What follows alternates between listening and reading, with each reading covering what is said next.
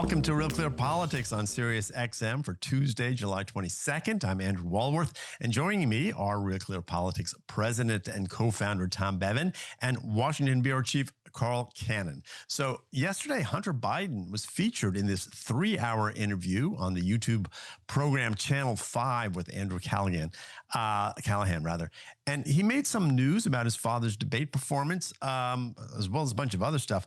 Here's just a bit of what he said in what is a really extraordinary interview. Here we go. I'll tell you what, I know exactly what happened in that debate. He flew around the world, basically, in the mileage that he could have flown around the world 3 times. Yeah. He's 81 years old. He's tired as They give him Ambien to be able to sleep. He gets up on the stage, and he looks like he's a deer in the headlights. George Clooney is not a actor. He is a I don't know what he is. He's a brand. Why do you think that the Republicans have an advantage over us? Because they're unified. They will go along with anything. I wasn't asking anybody to go along with anything. I was asking people to go along with this.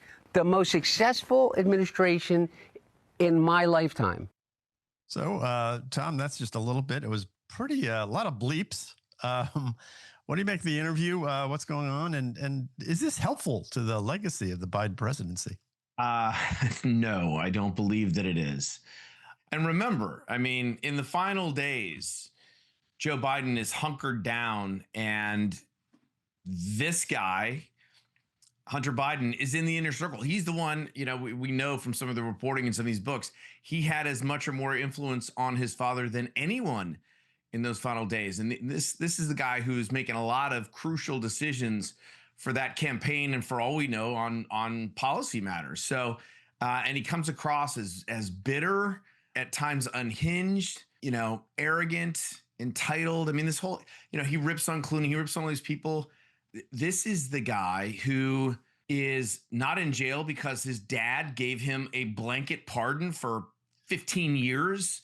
He's the guy who made millions of dollars peddling influence all around the globe on behalf of his father's name, and didn't pay taxes on it. And didn't pay taxes on it. And, you know, the gun charge. And I mean, obviously, you know, the hookers and the drugs and the strippers and all that stuff. I mean, you know, and everyone was like, oh, it's just, you know, Joe Biden, and he loves his son, and this is a son who loves his father, and all that may be true. But this guy's a degenerate. I mean, he has lived a life that, I don't know that history is going to reflect well on him or the family.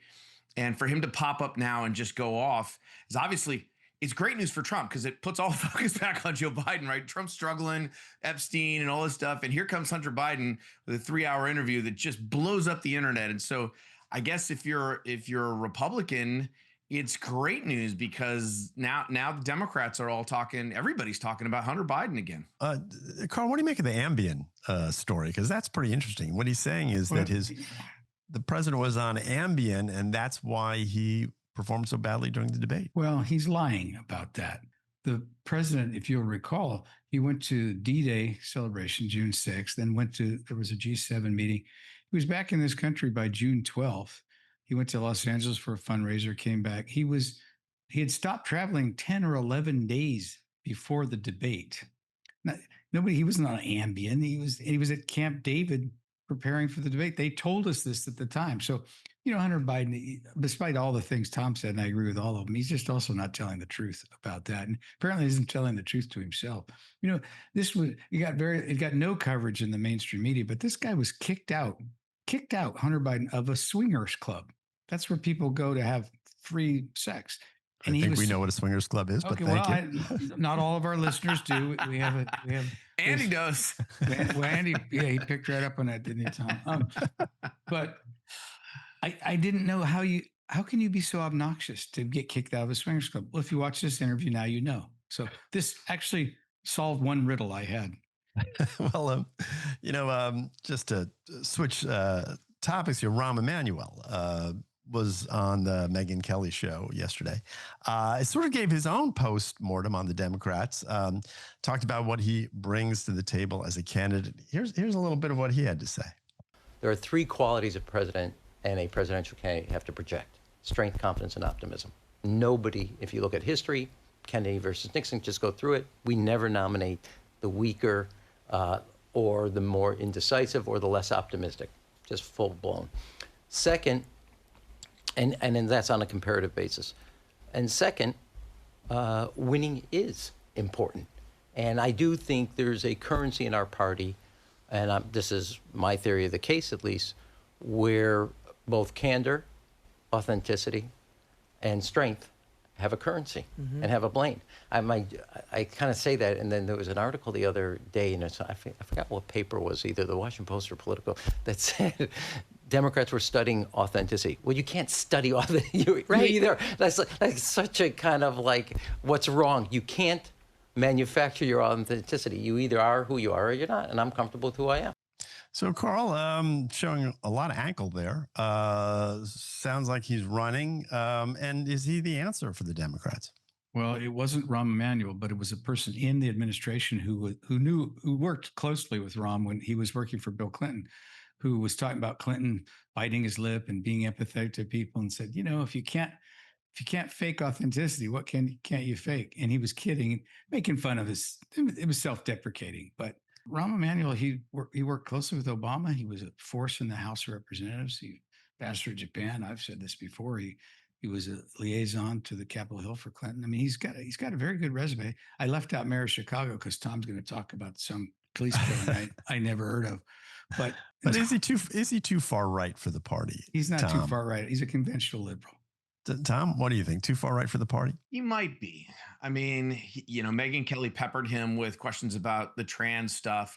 Can boys become girls? And he was like, no. I mean, and she was like, is that so hard? Like, why won't Democrats say that? I mean, so he definitely has staked out territory and has put himself to the right of just about everybody else, including Gavin Newsom, who said that and then backtracked on it.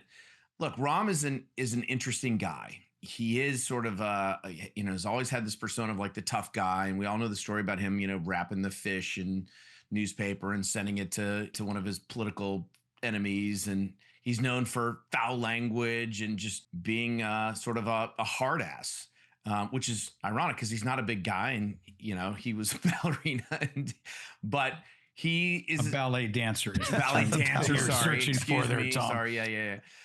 But look, he is an accomplished guy. I mean, he has found ways to win not only for himself but for Democrats when he was running the DNC and the DNCC. So he has a track record of finding ways to win, and he clearly sees an opportunity here. And the question is that window big enough? And as he said, his theory of the case is that Democrats want, and even, Democratic leaning independents want to hear from someone who is sort of strong and decisive in their convictions, whatever those convictions may be, and that is optimistic.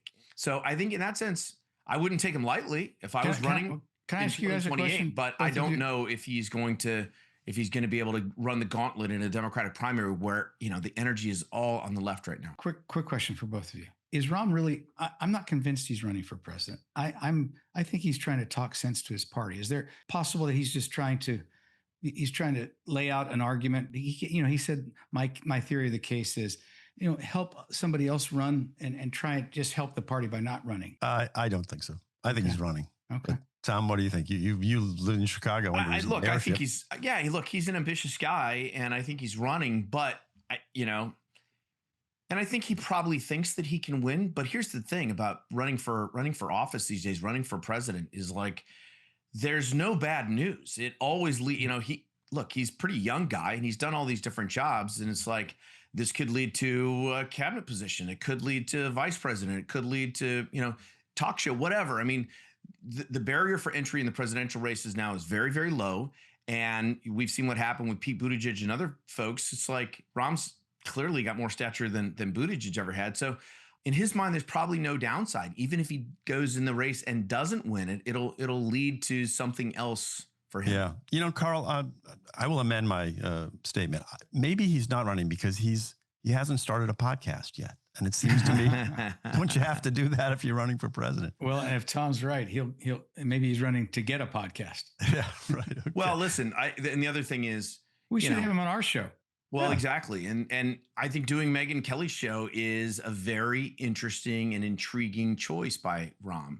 And it sends signals that he's not afraid. to go, across the aisle and talk to folks, and do it in a very forthright way, which I thought his interview with Megyn was in many ways. He was pretty, he laid it all out there. Yeah, it's a good interview. I commend it to people. Anyway, you're listening to Real Clear Politics on Sirius XM. I'm Andrew Walworth. I'm here with Tom and Carl. Don't go away. We'll be back right after these words. Guys, Stephen Colbert has been canceled. We know that. And last night, Monday night, he took a swipe at President Trump. Here's what he said. On Friday, Donald Trump posted, "I absolutely love that Colbert got fired. His talent was even less than his ratings."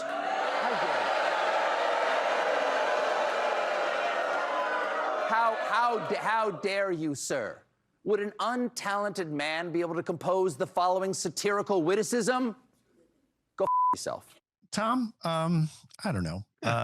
Didn't seem very funny to me at the time, but he went on to say, for the next 10 months, the gloves are off. I can finally speak unvarnished truth to power, say what I really think about Donald Trump. Starting right now, I don't care for him.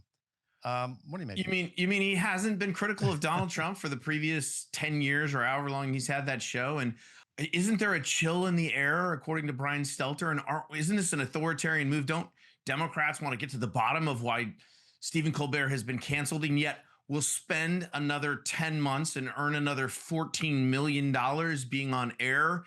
I mean, it's absurd. This whole thing is ridiculous.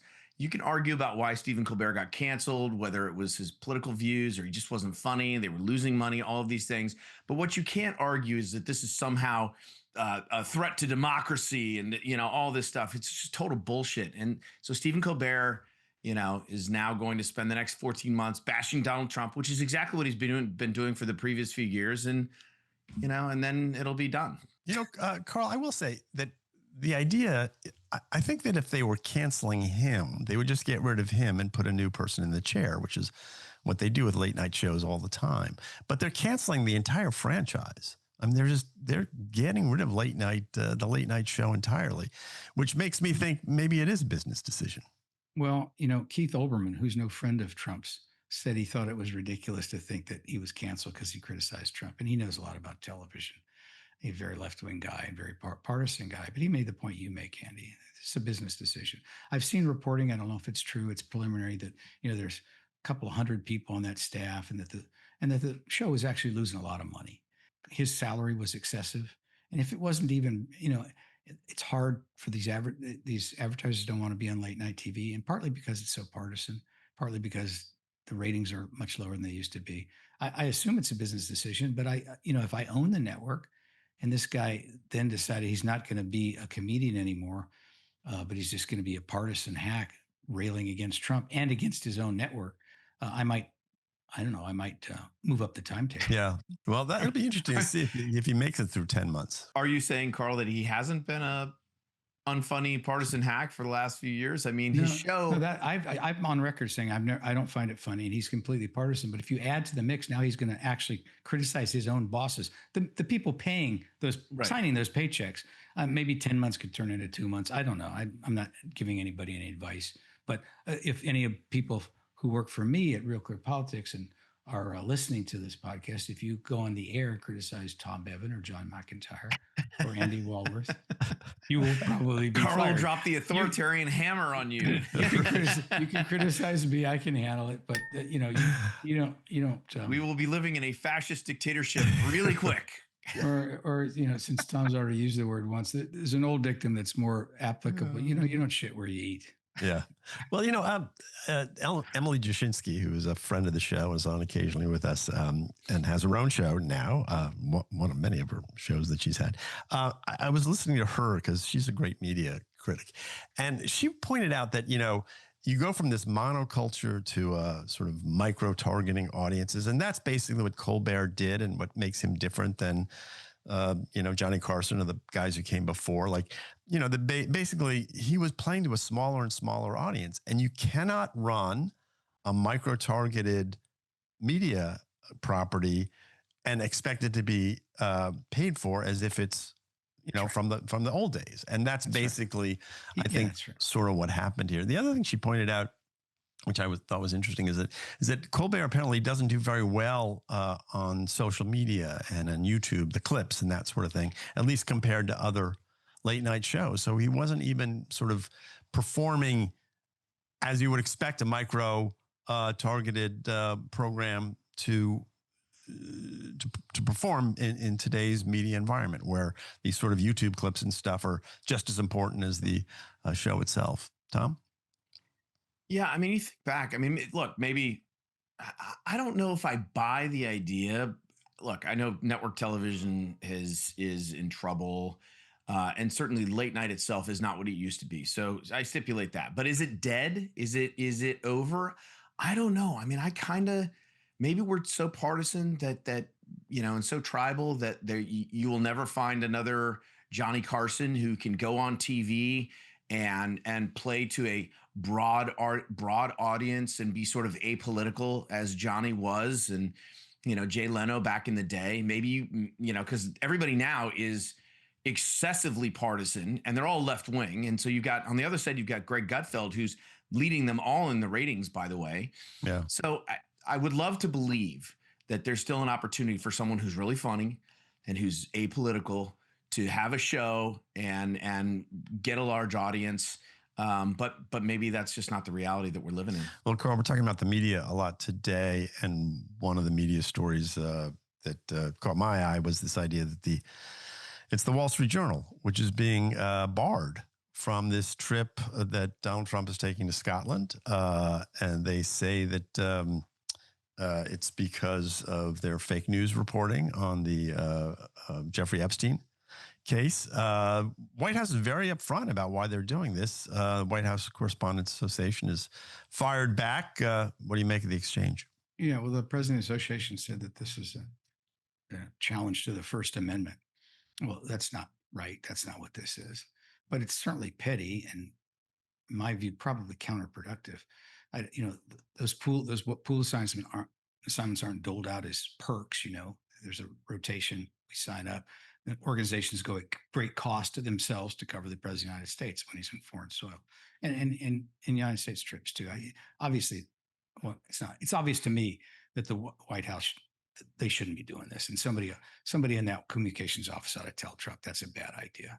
Yeah. But the other part of it, Andy, is this lawsuit on the Jeffrey Epstein alleged blue birthday card. Trump sued.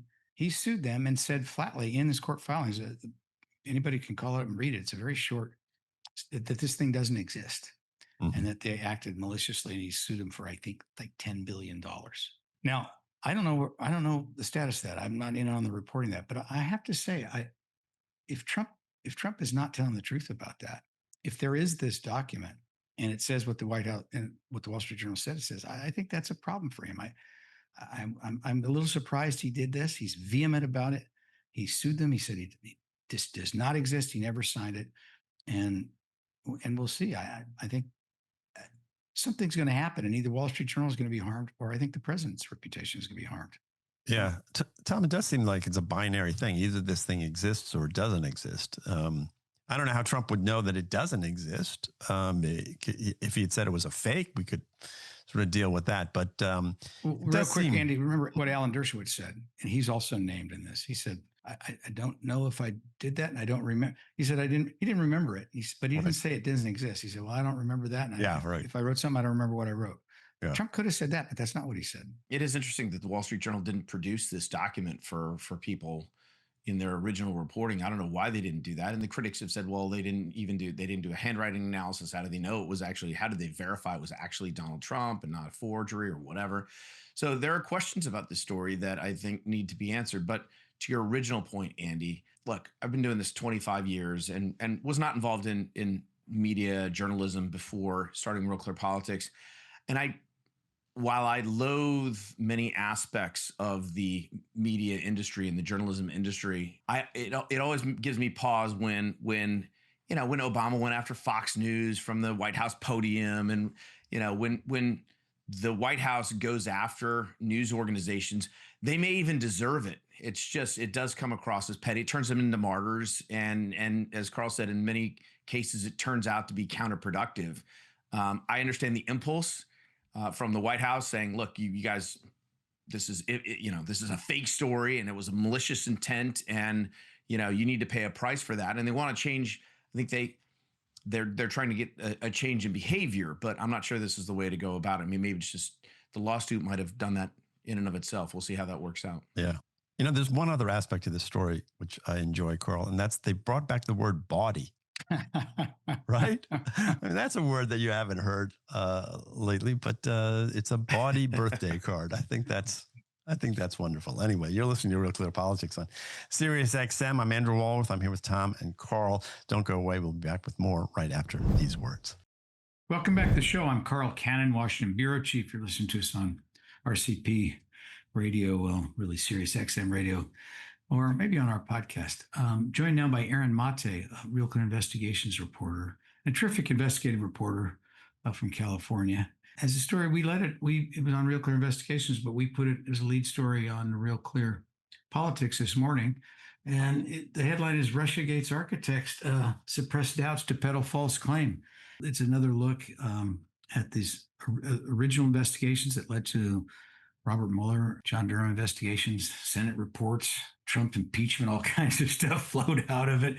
But, Aaron, as I look at this, I'm going to ask you about your story in a minute. Tulsi Gabbard put out a version of it, and the new CIA director is, and they seem a little bit, sort of a counter narrative that's almost the opposite of what was the dominant narrative for a while. I'm sort of skeptical of both of them, but this does look, the more we look into this, and you've been looking at this for years, there was really much less to this association, alleged association between Vladimir Putin and the Trump campaign than we were led to believe. A lot less, wasn't there? Absolutely. Trump calls it a hoax, and I think that's an accurate statement.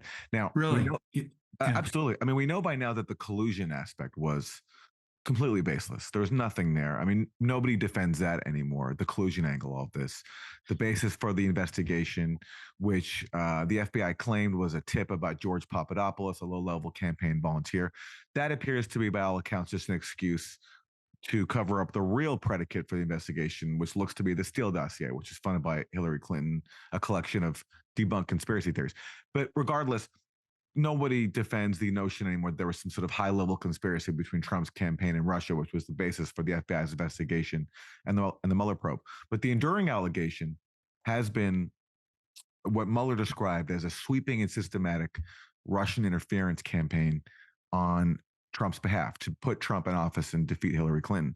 And what we're reporting now in Real Clear Investigations, based on these newly classified documents, is that the U.S. intelligence community that put out Mueller's allegations and that, put forward this notion of a sweeping Russian interference operation, they suppressed high-level doubts from the two premier intelligence agencies that were investigating this, the FBI, which took the lead in the Trump-Russia investigation, and the NSA, which would be the intelligence agency best placed to identify who actually hacked the DNC, the Democratic Party servers, and gave them to WikiLeaks, because that was the allegation, along with collusion, that was at the heart of Russiagate. The allegation that Russia hacked the DNC basically kicked off Russiagate when it was first lodged by the Clinton campaign through their contractor, CrowdStrike. And what we're reporting on now is new documents showing that in September 2016, as the Russian interference allegations are heating up, the FBI and the NSA broke from their counterparts in CIA and said, we have low confidence that Russia hacked the DNC and then released that material through online personas, as well as WikiLeaks. That's the allegation here that's at the heart of Russian interference claims. And what we're saying is we're only learning now, more than 8 years later, that the FBI and the NSA had low confidence in that assertion. All right. So I remember the original entity was supposed to be something called Guccifer 2.0. Yeah. And this was some Romanian hacker, we were told. I don't know what to believe anymore, but okay. But the DNC servers were hacked.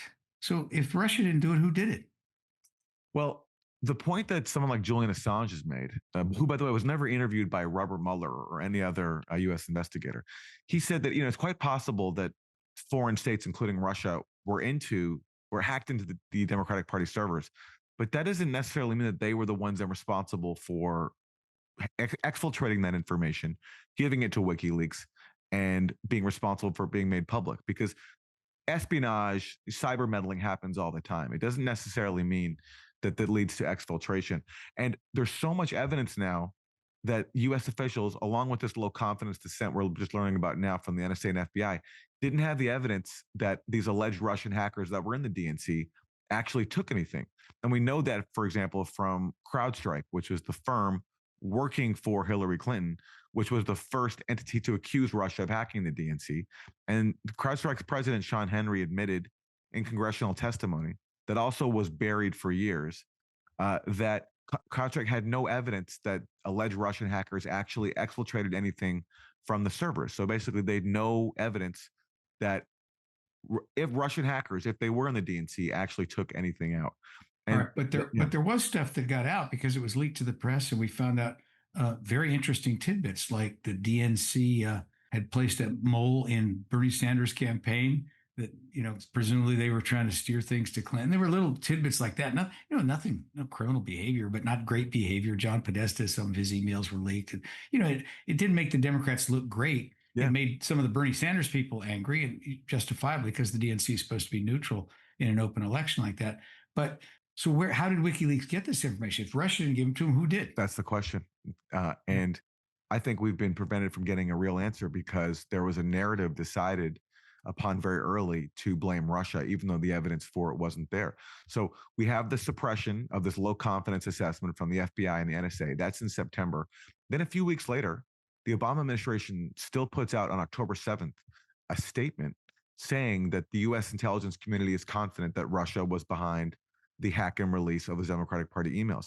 Now, it's notable that if you look at that statement, the NSA and the FBI are not on it. It's the Department of Homeland Security, which is run by Jay Johnson at the time, and the Office of the Director of National Intelligence, which was done by James Clapper. And so they put out a statement that contradicted what the FBI and the NSA were saying privately. And then according to these new declassified documents from Tulsi Gabbard, the NSA and the FBI's dissent continued because even after the election, by early December, another memo was circulated internally saying that at this point, most U.S. intelligence agencies only have moderate confidence that Russia was behind the hack and release of the DNC. And they, in the internal correspondence about this, the FBI was still dissenting and was still refusing to put its name on any sort of attribution to Russia. Now, something then happens that's very, very important. On December 9th, you have a high-level meeting at the White House convened by Obama with all of his top national security principals, including Brennan and Clapper. And funnily enough, the FBI and the NSA are invited, but they're not represented by their leaders, James Comey and Mike Rogers. And at that meeting, according to notes newly declassified by Tulsi Gabbard, they decide, okay, we're going to put out a new report making a public attribution to Russia. So this is where my speculation comes in. I think at that point, this is after Trump has won, the controversy around Russia is swirling. There's an effort at this point to taint Trump with Russia. It really ramps up after he wins. I think at that point it was decided we're going to blame Russia, and somehow the dissent from the FBI and the NSA was overcome because a month later, when a new intelligence assessment was put out to the public with the FBI and the NSA involved, now all of a sudden that low confidence had changed from high confidence. But we have no way of knowing what changed in the FBI and the NSA. How did they go from saying we have low confidence in this Russian hack and leak allegation to high confidence? They've never, ever explained that. Aaron, I have a couple of questions I want to ask you, and the theories of mine, really. And the first is, I was thinking this the other day in a completely different context. The New York Times had a story about the Democrats are doing an autopsy of how they lost in 2024. And there were all these things they weren't going to look at. They weren't going to look at whether Biden should have been the nominee. They weren't going to look at Kamala Harris. They weren't going to look at, whether comparing to Hitler, Trump to Hitler for 9 years backfired, bit him in the ass. They're not going to look at any of the interesting things, right? But that's actually what political parties do. You have these retrospectives, and it's mostly just covering your ass. It's not really trying to get to the heart of it. Nobody likes to admit their own faults. That's human nature. Hillary Clinton, when she lost to Trump, this was an ignominious defeat. She thought he was legitimately thought he was unworthy, and she was much better prepared to be president. I agreed with that, actually, personally. She'd been Secretary of State. She lived in the White House. She'd been a senator from New York. was a policy wonk. To me, she was one of the most highly qualified nominees in history, and Trump had never even run for dog catcher. Plus, she thought he was a singularly unpleasant person. So I get her view. She didn't want to think she should have lost to this guy, and so she put out she started she blamed sexism, she blamed low educated voters, she blamed Russia. Yeah. And I think what happened, my own theory of this is this had metastasized Hillary's, I won't say alibi, but her thinking had permeated this way. They needed somebody to blame. And as you say, and they weren't too fond of Trump. And so you could do both these things at one time. You could kind of taint Trump. You could give Hillary Clinton an excuse. And you could also send a shot across Russia's bow, because Obama had famously dismissed Russia as a threat when he ran against Romney. He realized that was a mistake and later acknowledged it. You could do all these things. And it began as a political sort of exercise. And it became like a narrative, as you say. And they all bought into it. And they were convinced of it. And they convinced themselves of it. Anyway, what do you think of that? I fully agree. And I would take it further. There was a convergence of interest in blaming Russia for Trump rather than looking at other reasons. So it starts, as you say, with the Democratic Party. Hillary Clinton campaign, they felt it was their turn. I mean, like that was the slogan. It's her turn, right? This presidency was theirs. It was taken from them. And they certainly had contempt for Trump voters. Hillary Clinton, after all, dismissed people as deplorables. And so we know, according to the book Shattered, which was an insider account of the Clinton campaign, that immediately they decided to blame Russia rather than looking at Hillary Clinton's own record.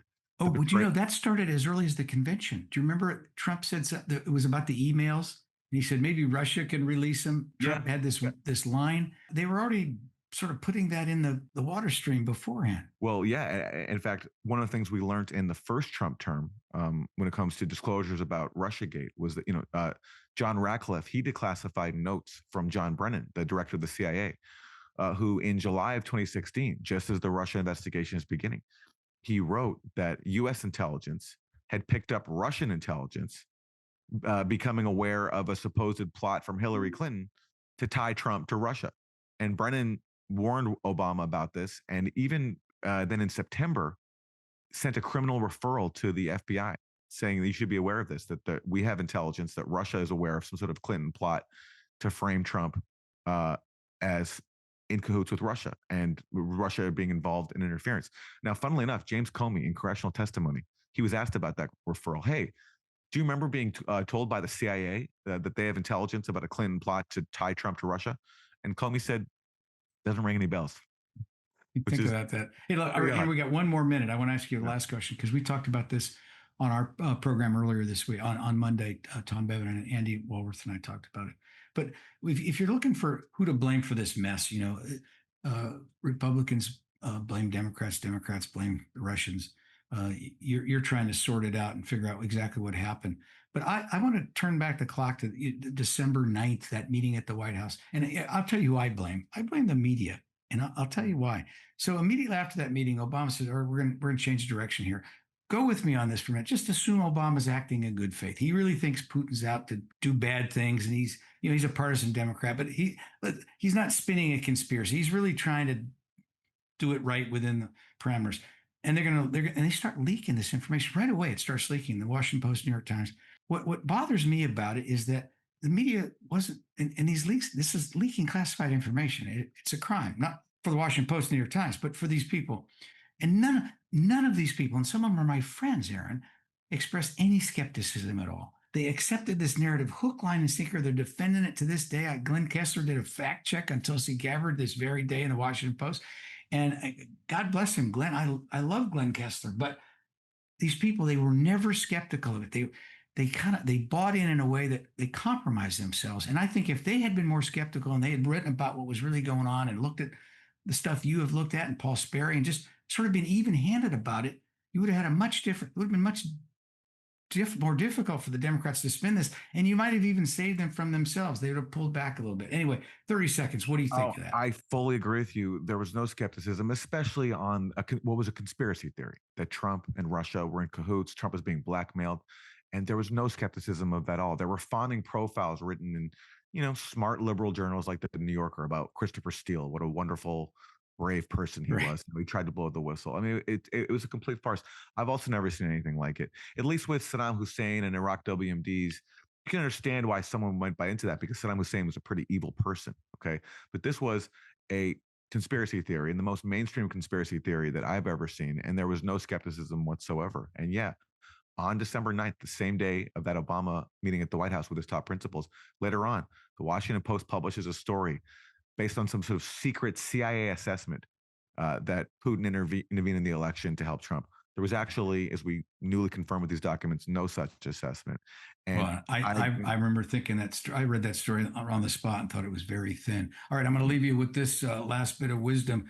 I'm talking to Aaron Mate, investigative reporter, and I'm Carl Cannon, Washington bureau chief. But Aaron and I are old school, and when we coming up in journalism, we were taught, if your mother says she loves you, check it out. Amen. Welcome back to Real Clear Politics on Sirius XM. I'm Andrew Walworth, and I'm joined now by RCP White House correspondent Phil Wegman. So, Phil, welcome back to the show.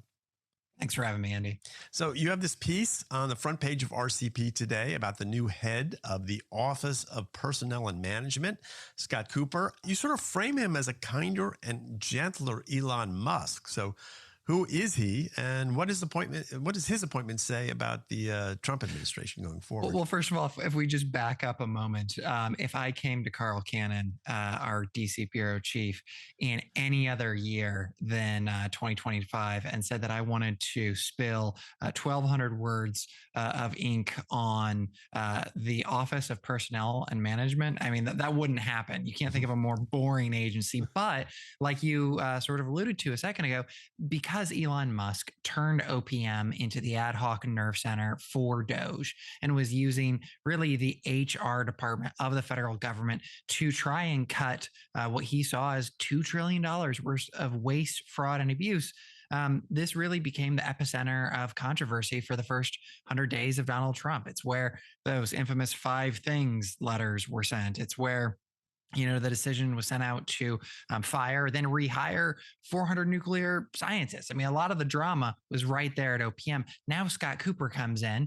He was confirmed 8 days ago, and he says, yes, we're going to be efficient. We are going to cut down on waste, fraud, and abuse, but we're not going to be able to cut $1 trillion with a snap of our fingers. So it's a little bit of moderation from an administration that has sort of been defined by these hyperbolic promises. Yeah, but he's an outsider as well, like Musk. He's a venture capitalist, right? And sort of comes to Washington without any previous experience. He's a lawyer as well as a very successful,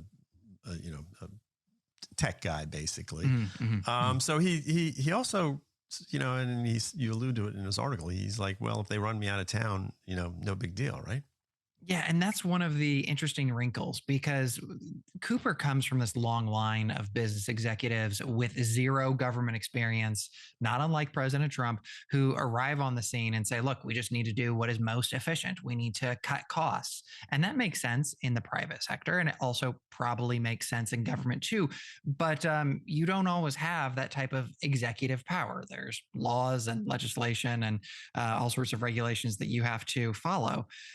Cooper here, though, is different because while he's focused on efficiency, yes, and he does share a lot of the same goals as Donald Trump and Elon Musk, I think that what makes him different from other business leaders is, like you said, he doesn't see this as his final,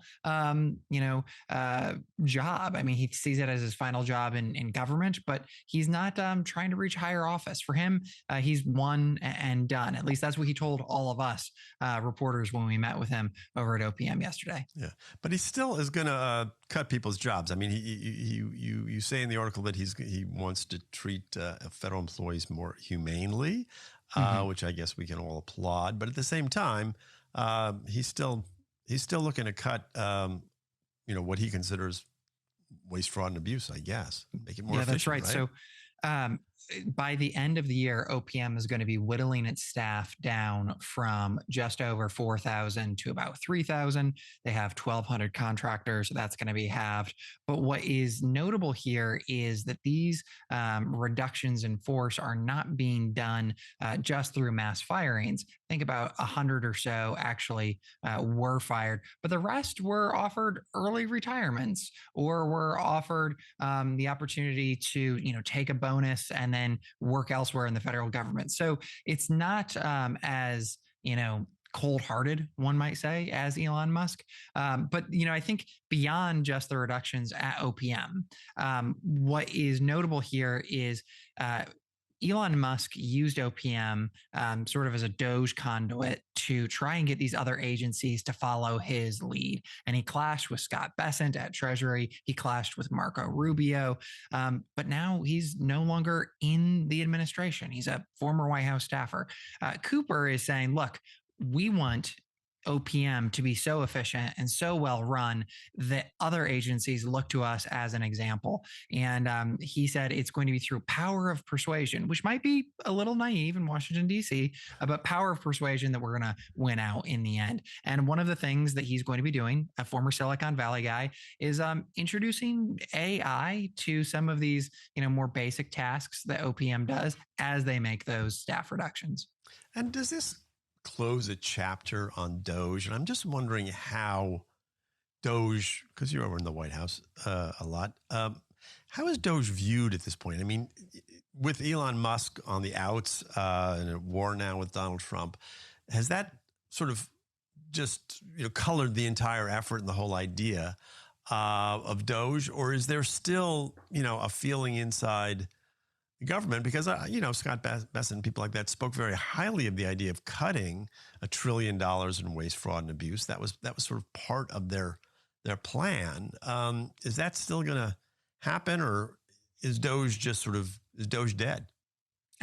Cooper, he was telling us that Doge was a good catalyst, that it sort of reoriented the administration to thinking towards cost savings. He likened it to how Intel, when they were on the back foot in the early 1990s, they tried to reuse paper clips, not because that was going to balance the books, but because it communicated to staff, hey, we all need to come together.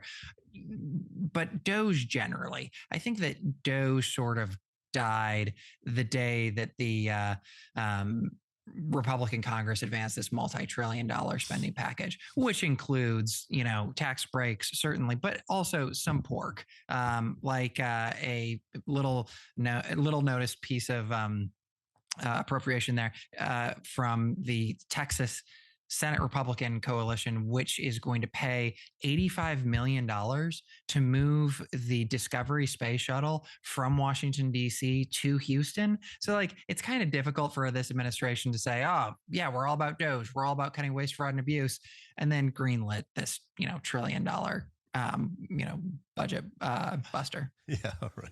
Well, we're at the 6-month mark, I think, of the Trump administration, and Doge sounds like it's out the door. Well, that's our program for today. You're listening to Real Clear Politics on Sirius XM. I've been talking to Phil Wegman. Hope you'll be back with us tomorrow. Have a great evening.